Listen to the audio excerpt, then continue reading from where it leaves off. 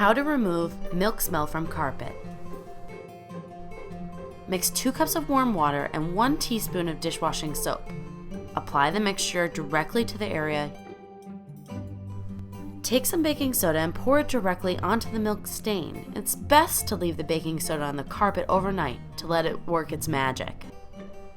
After it has sat on top of the milk stain overnight, loosen the baking soda by using your hands or a small brush. Finish up by vacuuming the area. Another method is to set a bowl of vinegar near the stain for a few days. You can also spray the carpet stain directly with vinegar using a spray bottle. If you do spray the carpet with vinegar, after it sits for a while, blot it using a clean cloth.